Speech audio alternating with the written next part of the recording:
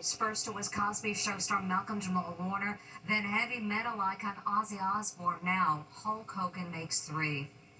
A fun day at the amusement park turned to terror after the country's newest and fastest roller coaster got stuck, leaving riders trapped 160 feet in the air. As Stephen Fabian reports, this isn't the first time there's been drama on that ride. What is happening with the longest and tallest roller coaster in America? It's known as Siren's Curse, with speeds up to 58 miles per hour and 3,000 feet of twists and turns at Cedar Point in Sandusky, Ohio. But why does it keep malfunctioning? Siren's Curse has only been operating for a month and has been plagued with a curse of its own. The ride has gotten stuck 4 times, leaving riders in fear for their safety. On the way down, I was very scared. I was crying. Lily Merzai got stuck for 40 minutes. Nobody was telling us what was going on, and we were just sitting in the heat. You can see riders being evacuated. Each one had to carefully go down 160 feet, step by step, to the ground below. I gotta walk down the stairs. We had to manually walk down. It was the worst part because we had no harnesses. The first breakdown happened on opening day, when passengers were left upside down for 10 terrifying minutes. A week later, it happened again. This time, they had to make a human chain to get to land.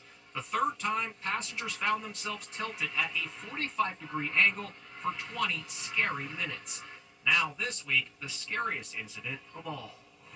The park tells us its safety system performed as designed, but the ride could not be restarted and guests were safely escorted off the ride. This reporter was on live TV when out of nowhere he just took off, leaving the anchors in the studio he was talking to baffled. So what just happened? It's an emergency on live TV. A reporter suddenly stops in the middle of his live shot. All eyes right now are on that extreme heat. Watch for much. Oh, shoot. Just like that, he drops the mic and takes off. Okay. All right. The puzzled anchors back at the studio carry on with the broadcast. We'll check back soon. So, what happened? Oh, shoot. Minutes later, ABC 7 Chicago reporter Christian Picos returns and explains to the folks at home what went down off camera. And literally, as we were talking with you guys a few minutes ago, a runner and a cyclist collided on the trail. Big wipeout for the cyclist who went over his handlebars. His helmet actually broke, so we, ran right over to make sure that he was doing okay. Fortunately, he's up and moving around. His bike's pretty badly damaged. Today, viewers are praising the reporter for jumping into action. Oh, shoot. Hero, as good as they come, both as a reporter and human. Well done, sir. Oh, shoot. It's new mugshot of Bryan Kohberger, who murdered 4 University of Idaho students, and its release comes as he prepares to begin his new life inside one of the most hellish prisons in America. Bryan Kohberger woke up in a state prison cell for the first time today following his life sentence. His breakfast, farina, pumpkin bread, margarine, and milk. His first stop is an evaluation unit, but he'll be transferred soon to the living hell of one of the toughest prisons in America. The Idaho Maximum Security Institution is isolated in the desert, surrounded by a double perimeter fence topped with razor wire. It's only 13 miles outside of downtown Boise, but for Kohberger, it will feel like a world away. Just released documents reveal that Kohberger compulsively washed his hands dozens of times a day, and FaceTimed his mom for hours each day. News Nation's Brian Enton. They said that he was very smart, but that he was strange, that he would stay up all night, that he only slept a couple of hours a day. And there was even one report where he seemed to get angry at another inmate because he thought that inmate had insulted his mother. His mother and sister were in court yesterday. He was making a lot of eye contact with her, his mom wiping away tears and mouthing the words, "I love you." Police files just released in the aftermath of the sentencing reveal harrowing new details of Kohberger's frenzied rampage. Xander Kernodle was stabbed 50 times. Kaylee Consalvis and her friend Maddie Mogan were each stabbed over 20 times. Unlike the others, Kaylee was also beaten with severe facial injuries. Just days earlier, she complained she was being stalked by a male watching her when she took her dog Murphy for a walk out back.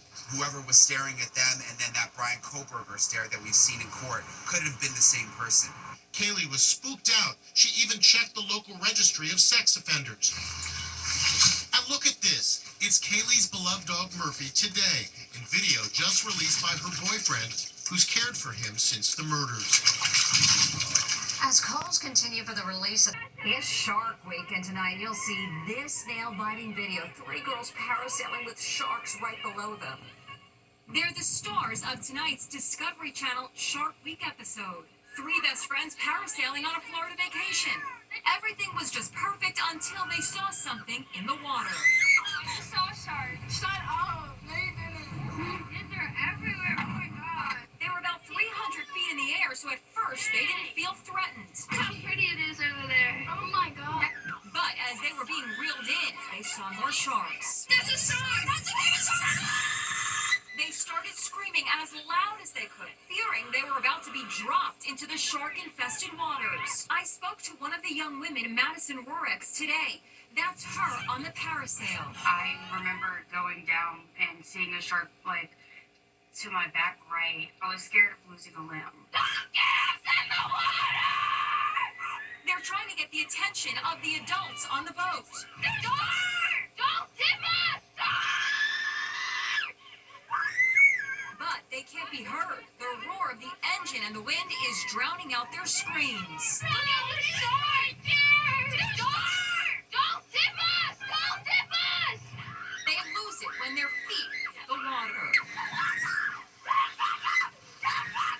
Sharks all right here! Fortunately, they all made it safely out of the water. Tragically, fate had strange plans for 2 of them. Chloe Sharda lost her life in a car accident, and as if that tragedy wasn't enough, we've learned that Kenley Wilkerson is in a coma following an ATV mishap. How are you processing the loss of one friend and now your other friend in a coma?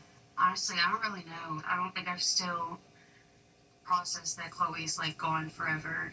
Me and Chloe both met Kinley in the 5th grade, and we were friends ever since. A sad turn of events for 3 best friends who experienced a one-of-a-kind adventure. Just so tragic. And coming up, actress Sydney Sweeney proves what everyone already knows. She's got great genes. Sydney Sweeney is heating things up. Hi, I'm Sydney Sweeney, and I'm from Spokane, Washington. Sydney Sweeney is the new face of American Eagle Outfitters, modeling in a series of sexy videos. Leaning over the hood of a white Ford Mustang, Sydney flaunts the daring denim for the clothing brand's 2025 ad campaign titled, Sydney Sweeney Has Great Genes. She sure does. Now,